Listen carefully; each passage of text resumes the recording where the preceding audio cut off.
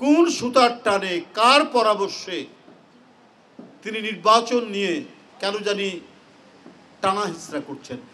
জনগণের আস্থা, রাজনৈতিক দল যারা আন্দোলন করেছেন, যারা শেখ হাসিনার আন্দোলনে গুম খুনের শিকার হয়েছেন, তাদের সমর্থন ডক্টর ইউনূস সাহেব পেয়েছেন।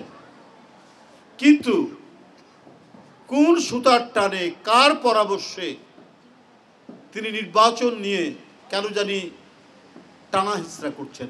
নির্বাচন নিজেই একটা মনে হচ্ছে এই সরকারের কারণে টানাপোড়েনের মধ্যে আছে। কেন? এটা তো হওয়ার কথা নয়।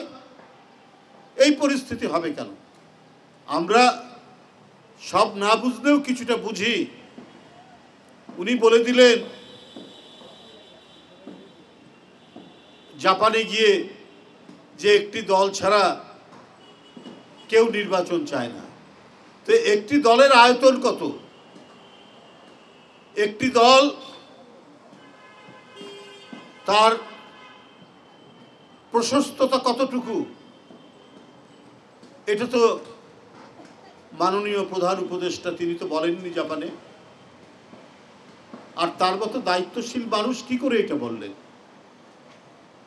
যে দলটা যায় না সেই দলের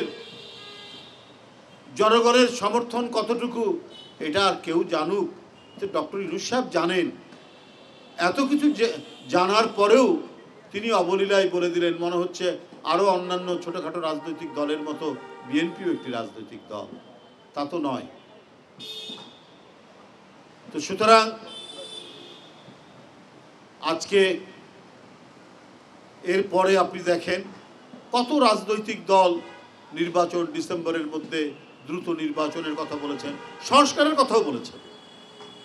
উনি গণতন্ত্রের মুখোমুখি করেছেন, ফেস অফ, একেবারে গণতন্ত্রের মুখোমুখি করছেন একটা সংস্কারকে। এটা অনেকেই বলছেন, অনেকেই ইয়ে করেছেন। তো বাংলাদেশের পলিমাটির যে বাতাস, এই বাতাস অত্যন্ত পরিশুদ্ধ বাতাস, কিন্তু এখানে আবার এমন কিছু পঙ্কিল বাতাসও প্রবাহিত হয় যে অনেকে ক্ষমতায় আসলেই চিরস্থায়ীভাবে থাকার একটা স্বপ্ন দেখেন। যেমন দেখেছিলেন শেখ মুজিবুর রহমান, যেমন দেখেছেন শেখ হাসিনা, তেমনি আবারও অন্তর্বর্তীকালীন সরকারের মধ্যে এই পঙ্কিল বাতাসটা তাদের শরীরেও লাগছে কিনা, এটা তো মানুষের কাছে একটা বড় ধরনের প্রশ্ন হয়ে দাঁড়িয়েছে। কেন এই অবস্থা তৈরি হবে?